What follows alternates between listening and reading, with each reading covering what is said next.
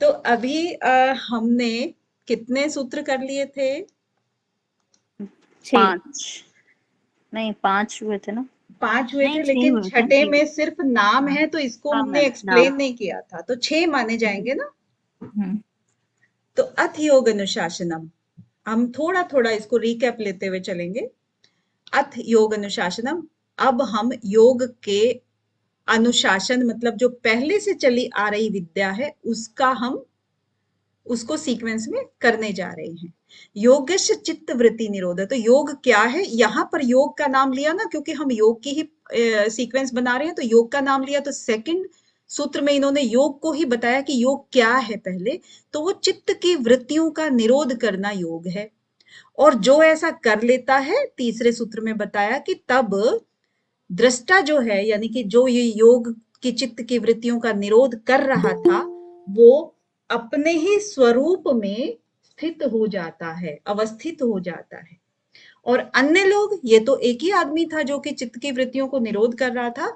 अन्य लोग इत्रत्र, यानी कि अन्य लोग क्या करते हैं, वो वृत्ति के समरूप ही रहते हैं। जिसकी जैसी वृत्ति है उसी के अनुरूप वो जाने जाते हैं।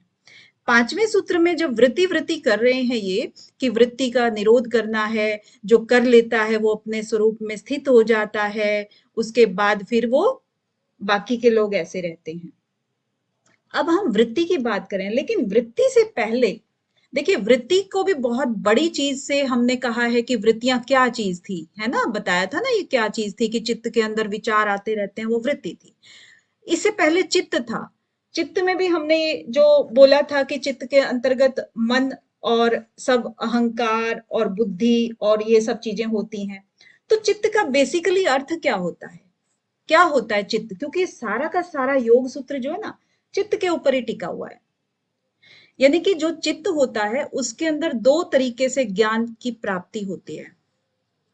दो तरीके से होती है ना, एक तो बाहरी जो ज्ञान हो गया, बाहरी ज्ञान कैसे करते हैं, दो साधन है उसके बाहरी ज्ञान के।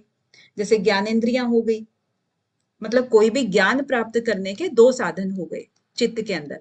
एक तो बाहरी हो गया, बाहरी के अंदर क्या है, ज्ञानेंद्रियां, जिससे कि हमें ज्ञान प्राप्त होता है। ज्ञानेंद्रियां कौन कौन सी होती हैं, आंख नाक कान त्वचा जीभ, सेंस ऑर्गन्स। है ना, सेंस ऑर्गन्स, ये होते हैं सारे के सारे। और एक होता है आंतरिक ज्ञान। आंतरिक ज्ञान के अंतर्गत ये सब चीजें होती हैं, मन बुद्धि और ये चित्त अहंकार, ठीक है ना, ये आंतरिक ज्ञान के अंतर्गत हो गई। तो ये ज्ञानेंद्रियां और अंतःकरण हम इसको कह सकते हैं। तो इन चीजों से जो हमें ज्ञान प्राप्त होता है वो चित्त के अंदर आ जाता है, सारा का सारा, है ना। तो चित्त तो हो गया ये, जिसके अंदर हम चीजें ज्ञान प्राप्त करते हैं। अब इसका निर्माण कैसे होता है, मतलब जैसे ज्ञान है तो चित्त का कैसे हम निर्माण करेंगे, कि किस तरीके से चित्त के अंदर पहली वृत्ति आती है उसके बाद। क्योंकि आपने देखा होगा कि जो हम ज्ञान प्राप्त करते हैं किस किस चीज से करते हैं, अपनी ज्ञानेंद्रियों से करेंगे। ज्ञानेंद्रियां क्या है, जैसे मान लीजिए हमने जीभ है, इसके अंदर ज्ञानेंद्रियों का एक पार्ट है। हमने किसी चीज को टेस्ट किया, या तो अच्छा लगेगा या बुरा लगेगा, या कुछ भी नहीं लगा, मन नहीं किया, पता नहीं अब कैसा स्वाद है ना, ऐसा ही करेंगे। अच्छा लगेगा तो हम क्या करेंगे, उस समय के लिए तो इंद्री शांत हो गई, लेकिन नेक्स्ट टाइम जब भी हमें वो चीज दिखेगी तो हम उसको फिर से खाना चाहेंगे। या आंखों को कोई चीज अच्छी लगी तो हमें फिर से वो देखने की इच्छा होगी। कानों से कोई चीज, ऐसी मेलोडी, कोई एक सॉन्ग सुन लिया हमने, तो हमें बार बार उसको सुनने की इच्छा होगी।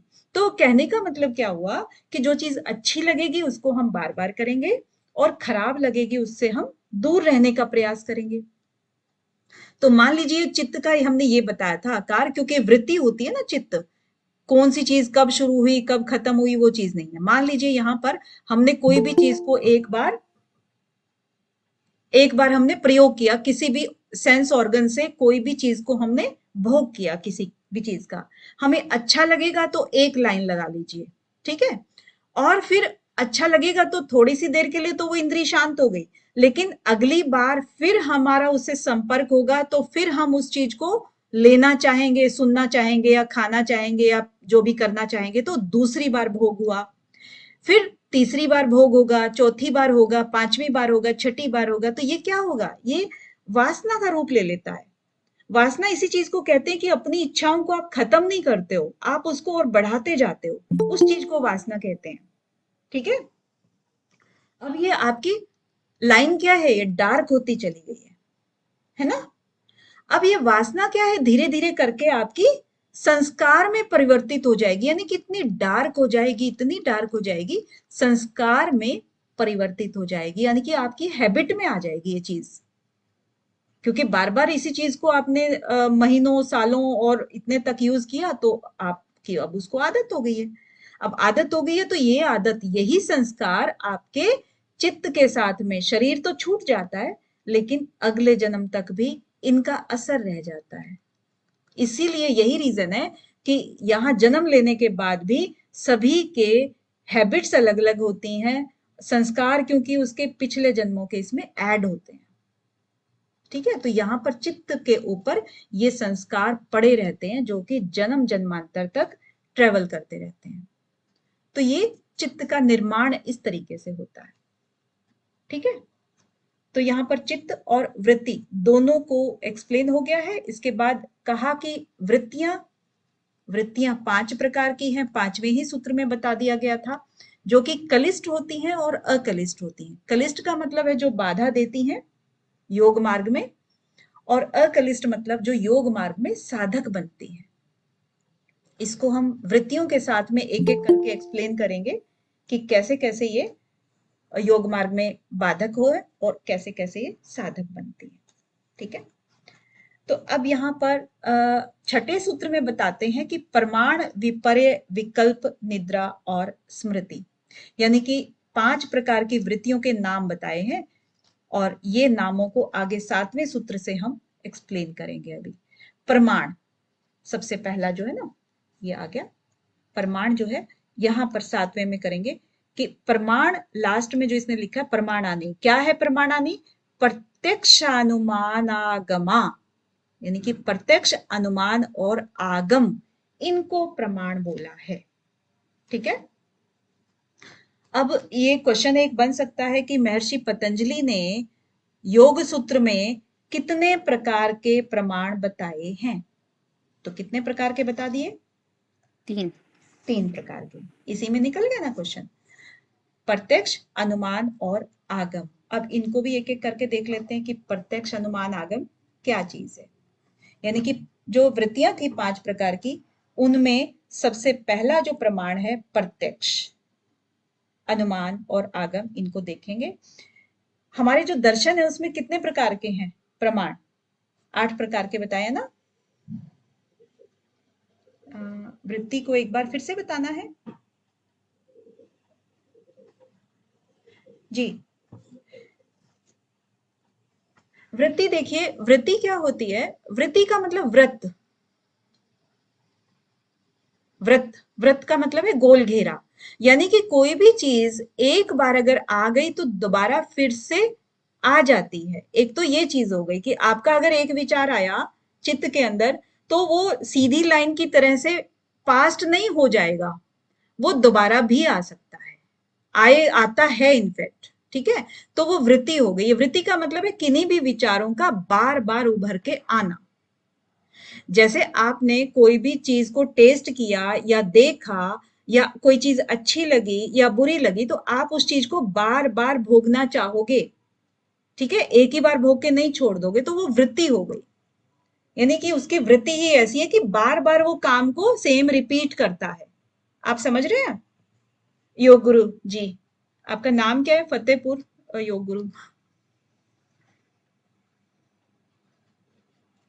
आप समझ रहे हैं, आप माइक पे बोल सकते हैं। जी मैम, बिल्कुल समझ रहे हैं। मैं वो माइक का अलाउ नहीं था इसलिए नहीं बोल रहा, समझ हाँ, रहा। नहीं नहीं नहीं, माइक मैंने अलाउ किया हुआ है, बीच में कहीं पर भी आपको प्रॉब्लम हो आप माइक से पूछ सकते हैं। जी मैम, बिल्कुल। ठीक है, तो यहाँ पर आपका वृत्ति का हो गया था। प्रत्यक्ष की हम बात कर रहे थे कि प्रत्यक्ष, अनुमान और आगम, है ना। प्रत्यक्ष अनुमान क्या होता है? मान जो, के हाँ, जो हमारे प्रत्यक्ष इंद्रियों से प्राप्त होता है। आंख से हमने कोई रूप देखा तो उसको हम क्या कहते हैं? ज्ञान हो गया, हमें डायरेक्ट हमने देखा है। कान से सुना उसको भी डायरेक्ट, यानी कि हमने इंद्रियों से, अपनी इंद्रियों से जो भी चीज को फील किया, त्वचा से हमने स्पर्श को फील किया, चाहे हमने नाक से गंध को फील किया, किसी भी तरह से जो भी चीजें हमने फील की तो उसको हम प्रत्यक्ष अनुमान बोलते हैं। इसको डायरेक्ट जानकारी जिसको बोलते हैं ना, तो वो ज्ञान जो होता है वो प्रत्यक्ष ज्ञान हो गया। ठीक है, तो इसमें भी क्या है कि वृत्तियों में कलिष्ठ और अकलिष्ठ ये चीजें रहती हैं। प्रत्यक्ष में यदि हमें सुख की अनुभूति हुई, यानी कि हमने जो आंख में आंखों से देखी तो वो सुखद अनुभूति हुई, तो वो हमें क्या हुआ कि वो हमें योग मार्ग में आगे बढ़ा कर ले गई। लेकिन अगर हमें प्रत्यक्ष में डरावनी चीज आ गई तो योग मार्ग से भटका सकती है ना। तो ये कलिष्ठ और अकलिष्ठ, हम अब हर चीज को कलिष्ठ और अकलिष्ठ से जोड़ेंगे, क्योंकि यहां पर इन्होंने बताया था ना कि वृत्ति 5 तरह की होती है और उसमें कलिष्ठ भी होती है और अकलिष्ठ भी होती है। तो प्रत्यक्ष को कलिष्ठ और अकलिष्ठ समझ गए आप लोग। अब अनुमान की बारी आती है। अनुमान देखिए, अनुमान भी पूर्व ज्ञान पे आधारित होता है हमेशा।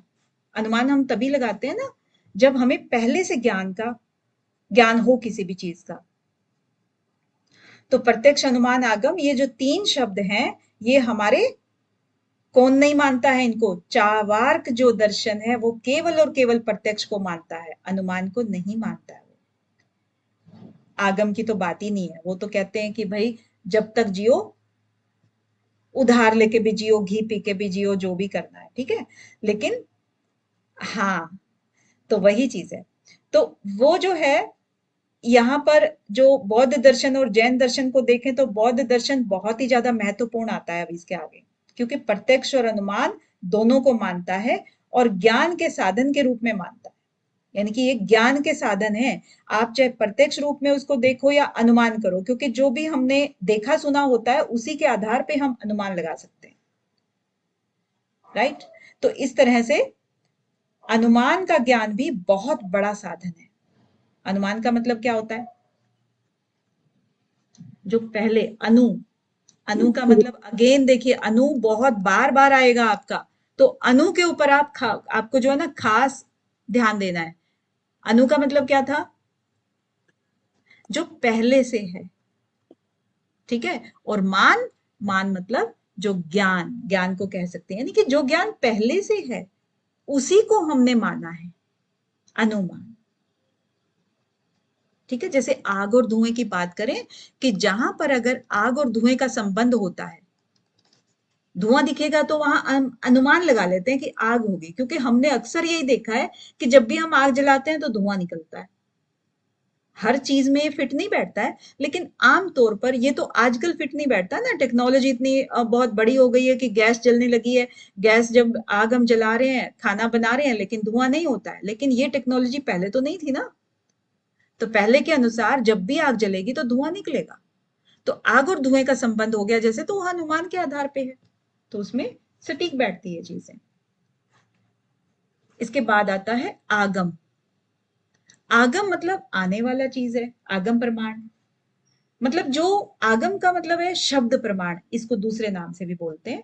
तो यानी कि जो योगी रहे हैं, महर्षि रहे हैं, उन्होंने जो बातें बताई थी, तो उनको हम क्या कहते हैं? जो लिखित में है वो आप्त ग्रंथ लिखते हैं हम उसको, कि भाई ये बहुत महर्षि, जैसे इनको हम, ये आपती हो गया ना जो हमारा योग सूत्र है, तो ये प्रमाणिक है पूरी तरह से, तो इन पे हम विश्वास करते ही करते हैं।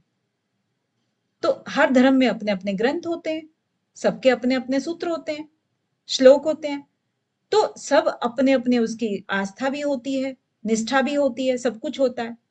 तो इसीलिए वो प्रमाण मानते हैं इसका, और उनसे जो वृत्ति बनती है तो वो वृत्ति भी क्या हुई? वो कलिष्ठ और अकलिष्ठ दोनों देने वाली होती है। अब जैसे मान लीजिए जिनसे हम भोग मार्ग में जाएं, जैसे कि आगम, इनके अंदर कुछ ग्रंथों में क्या लिखा होता है, स्वर्ग की आपको प्राप्ति होगी, वहां पर अप्सराएं मिलेंगी, वहां पर ये होता है, नाच गाना होता है, ये होता है, ये सब सुनते हो ना आप। अब ये सब सुनोगे तो आप क्या करोगे, वो भटकोगे, यानी कि योग मार्ग की तरफ से आपका ध्यान भटक जाएगा। या नरक की भी बातें आप सुनोगे उसमें कि नरक ये होता है, फिर आपको डर लगेगा, तो वो सब चीजें आपके वो भटका भी सकती हैं। लेकिन अगर आप ये भी रहता है उसमें कि हमारी जो इसमें है कि इस साधना हमारी कंप्लीट होती है और समाधि लग जाती है, देवों की प्राप्ति या भगवान में विलीन हो जाते हैं, इस तरह की सिद्धियां मिल जाती हैं, तो वो वैराग्य बढ़ाते हुए हमें योग मार्ग में साधक बनती हैं। तो उस तरीके से कलिष्ठ और अकलिष्ठ हो गई ये सब चीजें। तो प्रत्यक्ष, अनुमान और आगम ये प्रमाण के रूप में जाने गए हैं, जो कि कलिष्ठ और अकलिष्ठ दोनों होते हैं। ठीक है, आगे बढ़े।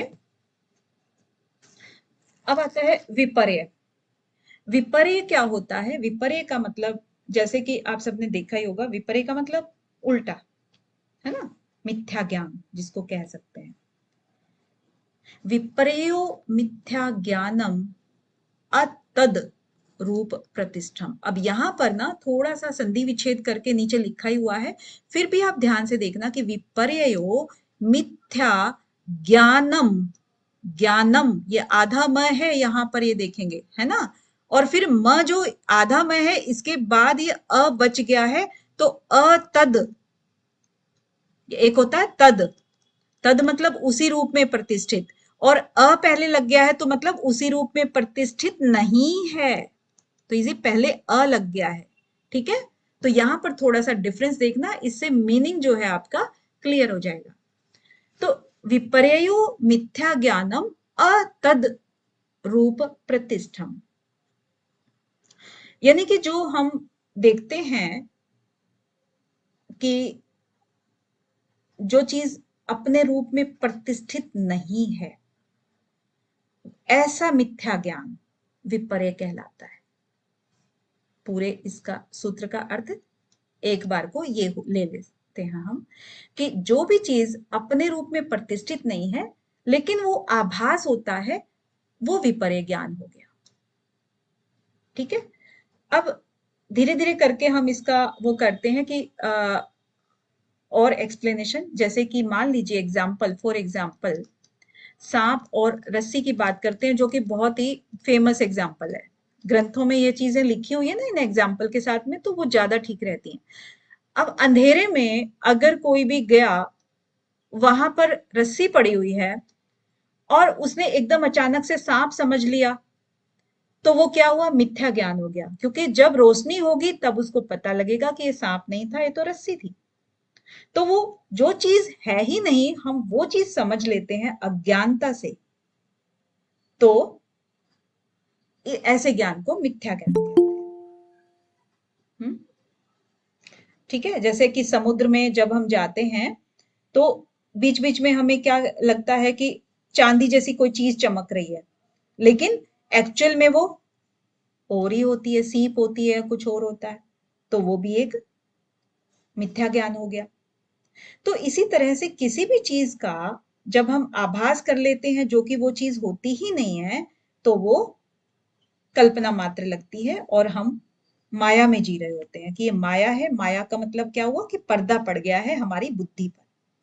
तो विपर्य से जो भी कलिष्ठ वृत्ति होती है, कलिष्ठ वृत्ति मतलब हम जो डर गए हैं, या हम जो दुखी हो गए हैं, या हमारे अंदर जो कोई विकार आ गया है मन में किसी भी तरह का, क्योंकि मिथ्या ज्ञान था ना, डर गए या कुछ भी भाग गए, तो क्रोध आया या हम गुस्सा हुए या फिर हम डर गए, तो हमारी जो मन है वो काफी देर तक विचलित रहता है। जब विचलित रहेगा तो फिर वो क्या है, कलिष्ठ वृत्ति होगी। ठीक है, और कोई अगर हमने ऐसी चीज देख ली जो कि हमें योग मार्ग में आगे बढ़ा देती है, तो उस चीज को हम क्या कह देते हैं, क्या कह देते हैं कि वो अकलिष्ठ हो गई है। ठीक है, तो इस तरीके से ये देख रहे हैं। ओके, नोवा क्या कहता है कि शब्द ज्ञानानुपाती वस्तु शून्यो विकल्पः। अब विकल्प की बात करते हैं। विकल्प क्या होता है? शब्द ज्ञान का मतलब क्या होता है कि जो कुछ भी हम सुनते हैं शब्दों के माध्यम से, चाहे वो हम किसी से भी सुन रहे हैं, चाहे किसी टीचर से सुन रहे हैं, महापुरुष से सुन रहे हैं, योगी से सुन रहे हैं, किसी से भी सुन रहे हैं, तो ऐसी ऐसी धारणाएं जो बन जाती हैं, जो परंपरा से जो चली आती हैं, उस चीज को हम कह रहे हैं कि उनसे जो वृत्ति बन जाती है शब्द के ज्ञान से, वो वृत्ति होती है विकल्प वृत्ति। शब्द ज्ञानानुपाती, जो शब्दों के ज्ञान का अनुपात, यहां पर भी देखिए अनु आ गया है ना, अनुपाती। तो जो भी शब्दों के पीछे पीछे हम अपने ज्ञान को बढ़ाते चले आ रहे हैं, अनुसरण करते चले आ रहे हैं, वो चीज, यानी कि फॉर एग्जाम्पल शब्द क्या कहते हैं हमारे, स्वर्ग है मान लीजिए। स्वर्ग हमने बहुत सुना है, पूर्वजों से सुना है, कहानियों में सुना है, ग्रंथों में सुना है। तो वो स्वर्ग क्या हमने देखा है? कभी नहीं देखा है। तो वो शब्द के हिसाब से ही ज्ञान हमारा चला आ रहा है, अनुपाती चला आ रहा है, ठीक है। लेकिन वस्तु शून्य है, वस्तु नहीं देखी है कभी भी हमने, कभी हमने स्वर्ग नहीं देखा। कहावत में भी सुना होगा कि आप मरे तो स्वर्ग दिखे, बाकी किसी के एक्सप्लेन करने से नहीं स्वर्ग दिखता है ना। और मान लीजिए आकाश कमल है एक शब्द, आपने सुना होगा आकाश कमल, क्या वो किसी ने देखा है? नहीं देखा है। गधे के सिर पे सींग, मतलब ऐसे कुछ शब्द हैं जो कि हमने कभी नहीं देखे हैं, लेकिन बातचीत में होते हैं। तो वस्तु शून्य है, वो वस्तु है ही नहीं, सिर्फ ज्ञान, शब्द ज्ञान का अनुसरण करने से ही हमें वो चीज दिखाई या समझो कि हम समझते हैं उस चीज को, तो वो विकल्प कहलाती है। विकल्प, तो विकल्प का मतलब यही हुआ ना कि जिस शब्द ज्ञान के पीछे पीछे हम चलते आ रहे हों, और ज्ञान जो है उसके माध्यम से ही हम शब्दों को देख रहे हैं, मतलब जो ज्ञान हमें उन शब्दों के माध्यम से मिला है, उसी चीज को हम आगे इमेजिन कर लेते हैं, ठीक है। तो वस्तु हमने कभी उसकी देखी ही नहीं होती, तो उस चीज को हम विकल्प वृत्ति कहते हैं, ठीक है। भूत प्रेत आदि भी आप कह सकते हो। बाकी बहुत लोग ऐसे हैं कि वो कहते हैं कि जी हमने देखा है, तो उसको हम नहीं कह सकते हैं कुछ भी। तो इस तरह की चीजें हैं। फिर कलिष्ठ वृत्ति और अकलिष्ठ वृत्ति को इससे हम जोड़ के देखते हैं। तो कलिष्ठ वृत्ति, जैसे कि मान लीजिए स्वर्ग अप्सराएं और ये सब महल वहल, ये सब चीजें जो होती हैं, तो वो क्या करती हैं विकल्प में, वो सब करती हैं कि हमें मतलब मार्ग से भटकाती हैं। वो साधना का मार्ग तो नहीं ही हो सकता ना, क्योंकि अगर हम इन भोग विलास की चीजों की कल्पना करेंगे तो वो साधना के मार्ग में नहीं आती हैं, तो वो कलिष्ठ वृत्ति हो गई। और अकलिष्ठ जो होता है वो, जैसे ईश्वर है, शब्द ज्ञान, हम शब्द ज्ञान की बात करें, ईश्वर किसी ने देखा है क्या? नहीं देखा है, ईश्वर को भी, भगवान को नहीं देखा है, लेकिन शब्द ज्ञान से हमें इसका बहुत ज्यादा सुनने को मिलता है। ईश्वर को पाने के लिए हम समाधि मार्ग अपनाते हैं। तो इस तरह की वृत्ति जो है वो अकलिष्ठ वृत्ति हो गई, राइट। क्लियर है? आगे बढ़े? जी मैम। ओके।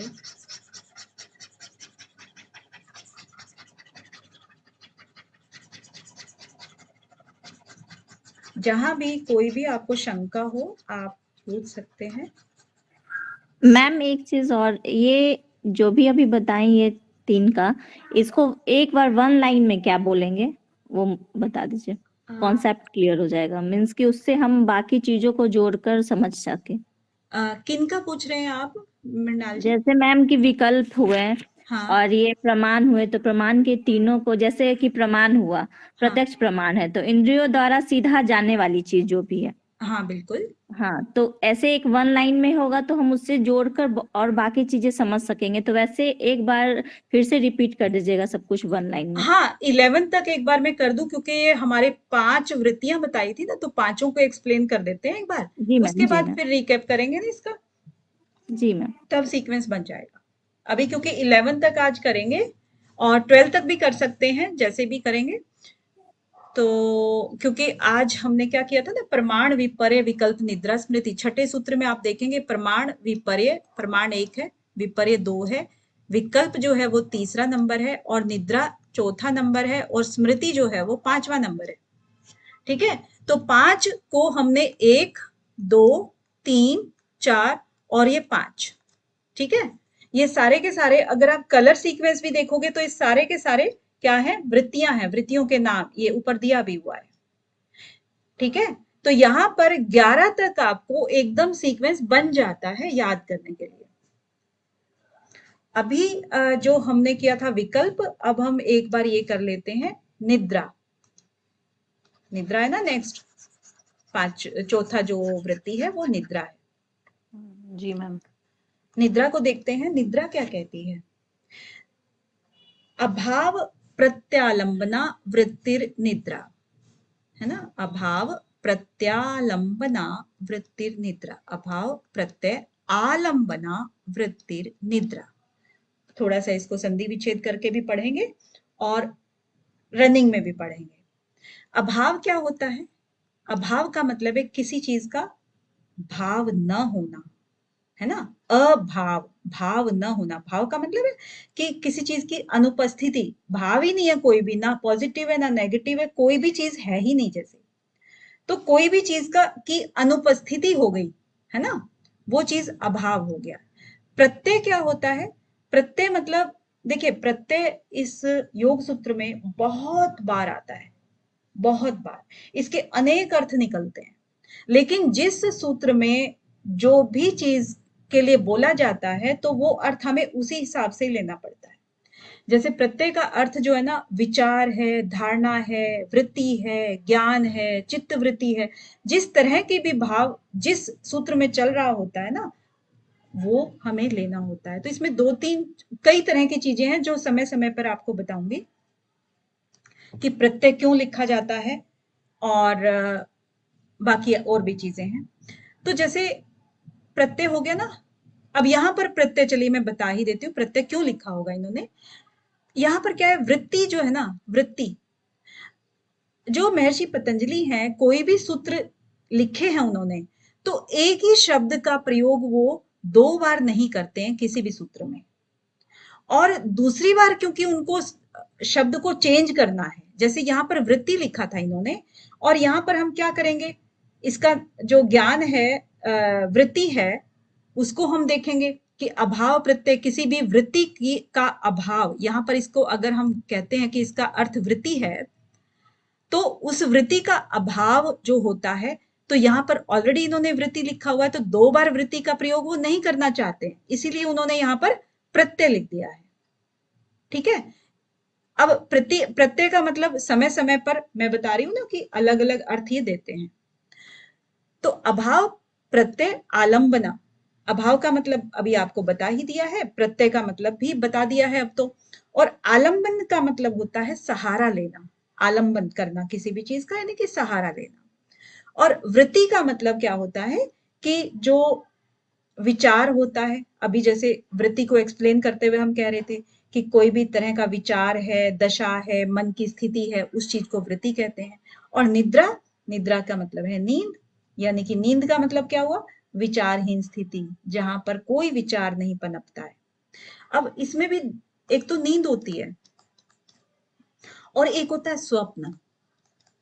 नींद के अंदर जो स्वप्न आते हैं कई बार, तो नींद तो क्या कहते हैं उसको, गहरी, गहरी जो नींद होती है ना, जो विचार विहीन अवस्था होती है, विचार नहीं होते हैं इसमें, और स्वप्न के अंदर विचार चलते रहते हैं। डिफरेंस समझ रहे हो, चल समझ रहे हो डिफरेंस दोनों में। तो स्वप्न में विचार चलते रहते हैं, लेकिन नींद जो है वो गहरी होती है, इसीलिए नींद और विचार में, नींद और स्वप्न में ये फर्क होता है। तो निद्रा, हम निद्रा की बात करें और निद्रा का अर्थ यहाँ पर क्या दिया है? नींद। नींद का मतलब है इसके अंदर कोई विचार नहीं है। तो अभाव प्रत्यय आलंबना, यानी कि किसी भी आलंबन का अभाव हो जाना, यानी कि हमारे आलंबन किस किस चीज से होते हैं? आलंबन का मतलब है सहारा या किसी भी विषय का भोग करना, क्योंकि हम आंख, नाक, कान, जीवा, ये सब चीजें हमारी क्या है? इंद्रियां हैं। इंद्रियों से हम भोग करते हैं उन चीजों का, और वो हमारे विषयों को बढ़ावा देती है। तो आलंबन तो रहा नहीं, क्योंकि सारे आलंबन क्या किए हैं? सो गए हैं। जब सो गए हैं उनका अभाव हो गया है, और वो जो वृत्ति बनी वो निद्रा बनी। तो मोटा मोटा इसका अर्थ ये होता है। लेकिन इसको थोड़ा सा और गहराई से देखते हैं कि जैसे प्रत्यय का अभाव, यानी कि किसी भी चीज की अनुपस्थिति का अभाव का जो ज्ञान होता है, यानी कि हमें कैसे पता लगा? अभाव का भी अभाव तो हो गया, गहरी नींद आ गई, लेकिन हमें ये कैसे पता लगा कि हमें गहरी नींद आई थी? सुबह उठ के तो हम ये कहेंगे ना बहुत गहरी नींद आई, लेकिन वो चीज बताई किसने? हमें तो बहुत गहरी नींद थी, हमें तो कोई होश ही नहीं था। ना हमें ये पता था कि हम स्त्री हैं, पुरुष हैं, या हम लाभ में हैं, हानि में हैं, क्या चीज चल रही है, किसी तरह का कोई भी ज्ञान नहीं था। फिर हमें ये कैसे पता लगा कि हमें बहुत गहरी नींद आई? तो उस जो पता लगा ना, उस चीज का जो ज्ञान कराया, वो किसने कराया? जो निद्रा की भी एक वृत्ति थी, ये वृत्ति जो थी उसने ज्ञान कराया कि भाई हमें बहुत गहरी नींद आई है। तो ज्ञान कैसे हुआ? अभाव का जो ज्ञान हुआ वो हमें निद्रा वृत्ति से हुआ है। वृत्ति, इसीलिए उसको निद्रा वृत्ति बोला है कि जब हम गहरी नींद में सो जाते हैं और सोने के बाद जब हम उठते हैं तो उसमें से क्या है कि 3 तरह की स्थितियां होती हैं। एक, जो बहुत गहरी नींद आई, है ना? जब हम सोते हैं तो एक स्थिति तो वो हुई जो बहुत गहरी नींद आई। दूसरी स्थिति क्या हुई कि हमें मतलब अच्छी नींद नहीं आई, कभी आई कभी नहीं आई, है ना? अच्छी नींद नहीं आई, नहीं कहेंगे। तीसरी नींद में क्या होता है कि जो तामसिक नींद बोलते हैं उसको, तामसिक। तो वो तामसिक जो नींद है, उस नींद में हमें, पहले चलिए गहरी नींद का कर लेते। गहरी नींद में तो हमें क्या लगा कि बहुत ही हम फ्रेश उठे हैं, बिल्कुल हल्कापन लग रहा है शरीर में, और हम कितना भी काम कर सकते हैं, एनर्जेटिक है।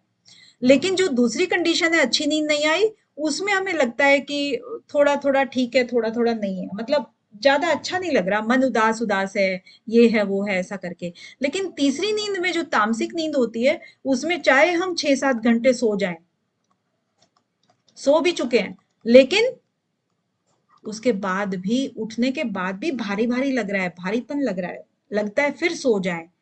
ऐसा ऐसा आई थिंक कभी ना कभी किसी ना किसी ने महसूस किया होगा। इन तीनों कैटेगरीज को किया है क्या? किया है क्या? Yes ma'am. हाँ, जी मैम। तीनों तीनों, हाँ बिल्कुल कर सकते हैं, तीनों का ही कर सकते हैं, क्योंकि ऐसा कभी नहीं होता है कि एक ही कंडीशन में हम हमेशा रहे ना। तो इस तरह की जो निद्रा होती है, निद्रा, जो निद्रा का मतलब है गहरी नींद, तो जो गहरी नींद जो आती है, वो गहरी नींद हमें सात्विकता की तरफ लेकर जाती है। और उसके बाद तामसिक नींद जो होती है वो अकलिष्ट होती है, जो हमें बाधक बनती है योग साधना में। ठीक है ना? भारीपन, उदासी और ये सब चीजें जो रहती हैं वो कलिष्ट प्रवृत्ति की होती हैं। इसके बाद आता है हमारा स्मृति। ठीक है? 11वां। स्मृति में क्या है कि अनुभूत विषय, यहाँ पर अनुभूत विषया, या लिखा है ना, आ की मात्रा लगी है, इट मीन्स विषय है, लेकिन यहाँ पर अ छुपा हुआ है इसके बीच में। अनुभूत विषय असंप्रमोश स्मृति। आपको जब भी सुनाओगे आप, तो इसको क्लियरली मुझे सुनाना कि ये असंप्रयोग है, संप्रयोग नहीं है। तो अनुभूत, अनुभूत का मतलब क्या होता है? अनुभव किए हुए विषय, यानी कि जो हम चीजें हमारे सामने हो चुकी हैं, वो विषय। विषय का मतलब रूप रसगंध और ये सब चीजें, चाहे वो स्थूल रूप में हो चाहे सूक्ष्म रूप में हो, ठीक है। तो वो सारी चीजें जो हम फील कर चुके हैं, चाहे हम आंख नाक कान इन इंद्रियों से, और इनके जो विषय हैं रूप रसगंध इनके रूप में, ठीक है। तो ये सारे के सारी जो चीजें हैं, इनके द्वारा जो भी चीज हमने अनुभव की है, अनुभूत विषय। अब ये वाला शब्द हम एक्सप्लेन कर रहे हैं, असंप्रमोषा। अब देखिएगा, जो सबसे पहले इसको और तोड़ेंगे, अ और संप्रमोषः, ठीक है। तो ये वाली चीजें हैं। संप्रमोषः क्या होता है कि इसमें जो है सम और प्र, सम और प्र, ये विशेषण लगे हुए हैं इस शब्द के अंदर, तो इससे संप्रमोष बन जाता है। और संप्रमोष का मतलब फिर क्या हुआ कि जो मूषक होता है ना, मूषक, मूषक क्या होता है, कोई बताए? चूहा। चूहा, हाँ। तो चूहा क्या करता है, चूहे का नेचर क्या होता है? चूहे का नेचर होता है किसी भी दानों को या जो घर में चीजें होती हैं, छुप छुप के चुराना, छुप छुप के काटना, छुप छुप के कार्य करना। सामने सामने वो कभी नहीं करता है, वो छुप के करता है। इसका मतलब है वो चुराता है, कोई भी अनाज के दाने ले गया तो अंधेरे में ही चुराएगा वो, तो मूषक होता है वो। और यहां पर उसी मूषक की बात कर रहे हैं, मोशः, प्रमोशः, ठीक है।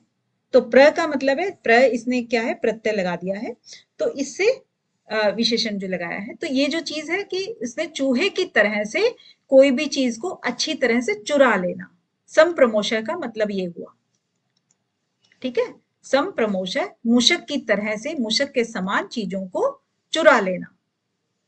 चुरा लेना मतलब किसी चीज का छुप जाना, विलोप हो जाना। अब यहां पर जो अ लग गया है, अ का मतलब है कि चीज उल्टी हो गई, है ना। इसका मतलब है चीजें सामने आ जाना। अभी तक तो था कि छुपा लेना, चोरी हो गई चीज, लेकिन अब सामने आ गई है। अब सामने आने का मतलब है प्रकट हो जाना, एक दूसरे अर्थों में हम कहेंगे प्रकट हो गई, ठीक है। तो अब क्या कहेंगे, अनुभव किए हुए विषयों का प्रकट हो जाना स्मृति है। स्मृति का मतलब यही निकलता है ना, कि जो जो घटना हमारी पहले हो चुकी है, अनुभव जिस चीज को हम कर चुके हैं, वो चीजों का सामने आ जाना। जैसी जैसी सिचुएशन वैसी अगर बन जाती है तो वो सामने आ जाती है। जैसे मान लो किसी जगह पे हम गए और कोई घटना वहां पे घटी, दोबारा अगर उस जगह पे जाएंगे तो सेम घटना हमें याद आ जाती है, रिकॉल हो जाती है। या किसी व्यक्ति के साथ में घटी है तो उस व्यक्ति को देखते ही वो घटना याद आ जाती है, ऐसा होता है ना बहुत बार। तो इस तरीके से किसी को देखने के बाद या किसी घटना का या किसी स्थान पे जब भी चीज हम उस चीज को देखते हैं तो वो चीज हमें हमारे सामने प्रकट हो जाती है दोबारा से, तो उस चीज को कहते हैं स्मृति। अब यहाँ पर भी देखिएगा, स्मृति जो है ना, हमारा जो ह्यूमन नेचर है, अब जाहिर सी बात है कि हमारी एज कितनी होती है, जो ह्यूमन की होती है 100 ईयर्स हम मानते हैं, तो 80-85 साल तक अमूमन चलते हैं। तो घटनाएं क्या सारी की सारी याद रहती हैं? नहीं। जो बहुत ही महत्वपूर्ण घटनाएं हैं, चाहे वो बुरी हैं या अच्छी, आमतौर पे हम अच्छी घटनाएं याद रखने की कोशिश करते हैं, क्योंकि बुरी घटनाओं के साथ जिंदगी जी नहीं जा सकती। तो नेचर होता है कि अच्छी घटनाओं को हम याद करते हैं, याद रखते हैं इनफैक्ट। या कुछ और ज्यादा ही अटपटी घटनाएं होती हैं तो वो छाप छोड़ जाती हैं, तो वो भी याद रह जाती हैं। तो जब हम कलिष्ठ और अकलिष्ठ की बात करें, तो जो भी चीजें, जो स्मृतियां हमारी राग पैदा करे, क्रोध पैदा करे, हिंसा पैदा करे, तो वो कलिष्ठ वृत्ति हो गई। और अकलिष्ठ वृत्ति जो वैराग्य की ओर ले जाए, या जैसे कि हम किसी की जीवनी पढ़ते हैं महान आत्माओं की, तो हमें हमें अपने आप ही ये लगता है कि हमें थोड़ा सा और इस मार्ग में आगे बढ़ना चाहिए, इंटरेस्ट आ रहा है, चलो हम ये देखते हैं, वो करते हैं। तो इस तरीके से जो प्रोग्रेसिव दिखाए साधना मार्ग में, तो वो अकलिष्ठ वृत्ति हो गई, ठीक है। अब इसमें चलिए 11 तक फिलहाल करते हैं, उसके बाद फिर एक बार रिकैप ले लेते हैं, टाइम बचेगा तो फिर हम आगे कर लेंगे। अभी तक एक बार मुझे ये बता दो, किसी को कोई चीज इनमें से पूछनी है? ओ मैम, नमस्कार मैम। हाँ जी, नमस्कार काजल जी। मैम, निंदावृत्ति को एक बार क्लिष्ट और अक्लिष्ट से बता दीजिए प्लीज। निद्रावृत्ति का मतलब कैसे क्लिष्ट है और कैसे अक्लिष्ट है। ओके, ठीक है। जी मैम। देखिए, निद्रावृत्ति, निद्रा का मतलब सोना होता है ना, जैसे हम देख रहे हैं। तो जो हम बात करते हैं कि जब हम पूरी तरह से सो जाते हैं, नींद बिना किसी भाव के, कह सकते हैं अभाव प्रत्यय ना, कि बिना किसी भाव के, कोई हमारे अंदर कोई मतलब इस तरह का स्वप्न नहीं आया कि हमें कोई परेशान कर रहा है, भारीपन नहीं हुआ, हल्कापन जिसमें भी रहता है, बहुत ही अच्छी तरह से हमारी नींद कंप्लीट हुई, हमारी बॉडी की रिकवरी जो रिपेयर थी वो कंप्लीट हुई, इसके बाद हम फ्रेश होके उठे, तो वो चीज होती है कि एनर्जेटिक उठे, तो इट मीन्स क्या हुआ कि हम सहज हैं, मतलब हमें कंफर्टेबल फील हो रहा है, हल्कापन फील हो रहा है। साधना में ऐसी वृत्ति सहायक होती है। या फिर हम कहेंगे कि हमारे को ईश्वर के दर्शन हो गए। कभी कभी होता है कि बहुत ऐसा डिवाइन फीलिंग आती है, बेशक ये स्वप्न का एक हिस्सा है, लेकिन स्वप्न में भी अगर हमें डिवाइन फीलिंग आए तो हम उसको कह सकते हैं कि ये अकलिष्ट वृत्ति हुई, यानी कि हमें योग मार्ग में आगे बढ़ाएगी, बहुत समय तक इसका असर रहता है हमारे इसमें जीवन पे, राइट। और किसी कोई ऐसी निद्रा है जिसमें कि हम परेशान हो गए, जैसे कि निद्रा के हमने 3 प्रकार बताए थे अभी, जिसमें तामसिक निद्रा थी, और तामसिक निद्रा में हमें भारी-भारी लग रहा है, खा के भी हम सो रहे हैं, दिन भर हम सोते रहते हैं, या फिर कोई और ऐसी चीजें हैं जो हमें उदास करती हैं। तो उदास करेंगी तो वो तो जाहिर-सी बात है योग निद्रा में योग मार्ग में आगे नहीं बढ़ाएँगी ना। काजल जी। जी ma'am, thank you so much. और कौन पूछ रहे हैं? हीतल जी? मैम हेलो जी। मैम। हाँ जी, हाँ जी। मैम, मैं एक बार ये जैसे आपने विपर्य का जो एग्जाम्पल था वो था ना, मतलब रस्सी को सांप समझना, हाँ, हाँ। और इसका विपर्य के बाद विकल्प का हमने शब्द ज्ञान, जैसे गधे के सिर पर सींग। हाँ।